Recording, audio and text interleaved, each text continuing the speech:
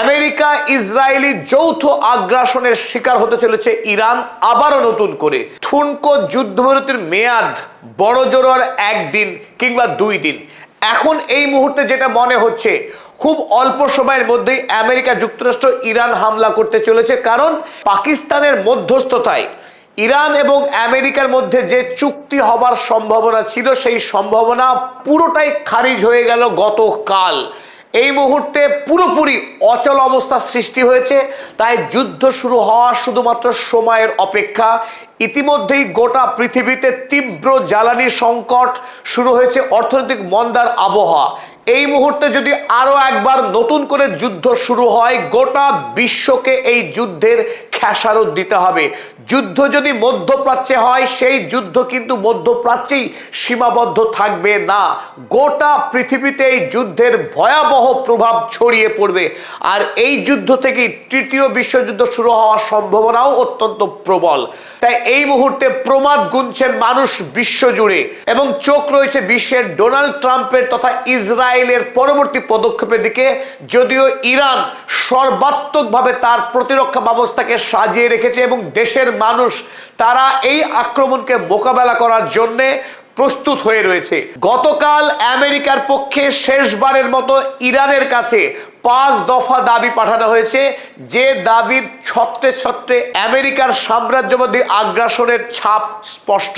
চলুন আমরা দেখে নিই আমেরিকার শেষবারের মতো ইরানকে কোন 5 শর্ত চাপিয়ে দিয়েছে, যে শর্ত অবশ্য ইরান কোনোভাবেই মানতে প্রস্তুত নয়। 1 নম্বর দাবি করেছে, the United States would pay no compensation or war damage. প্রথমেই আমেরিকা যুক্তরাষ্ট্র ইরানকে জানিয়েছে 28শে ফেব্রুয়ারিতে ইরান আক্রমণের মধ্য দিয়ে 39 দিনের যুদ্ধে ইরান যে মারাত্মক ধ্বংসকাণ্ড চালিয়েছে, সেই ধ্বংসকাণ্ডের কোন রকম ক্ষতিপূরণ আমেরিকা যুক্তরাষ্ট্র দেবে না, অথচ ইরানের দাবি ছিল এই ক্ষতিপূরণ দিতে হবে। 2 নম্বর আমেরিকার দাবি, Iran would transfer 400 kilograms of uranium to the United States. ইরানের কাছে এই মুহূর্তে যে 400 কেজি এনরিচড ইউরেনিয়াম রয়েছে, সেই ইউরেনিয়াম এই জঘন্য সাম্রাজ্যবাদী রাষ্ট্রপতি ডোনাল্ড ট্রাম্পের হাতে তুলে দিতে হবে ইরানকে, সেই দাবি করেছে। তৃতীয়ত তারা দাবি করেছে, only 1 Iranian nuclear facility would remain operational. এই মুহূর্তে ইরানে যে বেশ কয়েকটি নিউক্লিয়ার ফ্যাসিলিটিস রয়েছে, যার মধ্যে অন্যতম ইস্পাহান, নাতাজ, ফার্দো, এর সবকটিকে বন্ধ করতে হবে, একটা মাত্র নিউক্লিয়ার প্ল্যান্টকে চালু রাখতে পারবে ইরান। চতুর্থ দাবি করেছে, the United States would not release even 25% of Iran's frozen assets. আমেরিকার ব্যাংকে যে বিপুল পরিমাণে ইরানি অর্থ ফ্রিজ করা রয়েছে, সেই অর্থের 25%-এরও কম অর্থ ইরানকে দেওয়া হবে, বাকিটা দেওয়া হবে না, জানিয়েছে আমেরিকা। পঞ্চমত, any halt to the war on all fronts would be contingent on negotiations. Iran ছাড়া অন্য প্রান্তে ইসরায়েল যে যুদ্ধ লড়ছে মধ্যপ্রাচ্যে, সেই যুদ্ধ বন্ধ হবে কিনা তা আলোচনা সাপেক্ষ। এই 5টি ভয়ঙ্কর দাবি করেছে আমেরিকা যুক্তরাষ্ট্র। একবার যুদ্ধে পরাস্ত হয়েও আমেরিকার শিক্ষা হয়নি, সুতরাং যুদ্ধ যে অনিবার্য, আমেরিকা সেই আমেরিকাতেই রয়েছে, তার কোনো রকম পরিবর্তন হয়নি, তার স্পষ্ট। আর আমেরিকাকে বিন্দুমাত্র ভয় না পেয়ে ইরানের পক্ষে দৃঢ়তার সঙ্গে এই 5 দাবির মোকাবেলা করা হয়েছে, এবং ইরানের পক্ষ থেকে আমেরিকাকে 5টি উত্তর সম্বলিত জবাব পাঠানো হয়েছে। প্রথমেই ইরান দাবি করেছে, an end to the war on all fronts specially in Lebanon. মধ্যপ্রাচ্যের সমস্ত ফ্রন্টের যুদ্ধ বন্ধ করতে হবে, বিশেষ করে লেবাননের যুদ্ধ চালাতে পারবে না ইসরায়েল। 2 নম্বর বলছে, the lifting of anti Iran sanctions.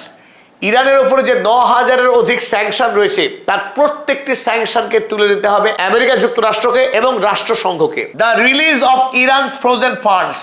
এই মুহূর্তে আমেরিকা সহ বিশ্বের বিভিন্ন প্রান্তে যত ইরানি টাকাকে আমেরিকা ফ্রিজ করে রেখেছে, তার সব টাকাকে ইরানের হাতে তুলে দিতে হবে। 3 নম্বর দাবি হলো, compensation for damages caused by the war. এই যুদ্ধের কারণে ইরানে যত ক্ষয়ক্ষতি হয়েছে, স্কুল, ঘর, বাড়ি, হাসপাতাল সমস্ত ক্ষয়ক্ষতির ক্ষতিপূরণ দিতে হবে আমেরিকা যুক্তরাষ্ট্রকে। পঞ্চমত, recognition of Iran sovereign rights over the strait of Hormuz. America সহ রাষ্ট্রসংঘ এবং গোটা পশ্চিমী বিশ্বকে স্ট্রেইট অফ হরমুজ যে ইরানের মালিকানাধীন, ইরানের সার্বভৌমত্বের অংশ, তা স্বীকার করে নিতে হবে। এই 5 দফা দাবি যদি আমেরিকা না মেনে নেয়, ইরান আমেরিকার সঙ্গে কোন রকম চুক্তি করবে না। তাতে যদি যুদ্ধ হয়, যুদ্ধ করতে প্রস্তুত ইরান। আর যখন আমেরিকা এবং ইরান এই দুই দেশ চুক্তির থেকে অনেক দূরে সরে আসছে, শেষবারের মতো পাকিস্তানের পক্ষ থেকে পাকিস্তানের গৃহমন্ত্রীকে ইরানে পাঠিয়ে বরফ গলানোর চেষ্টা করা হয়েছিল।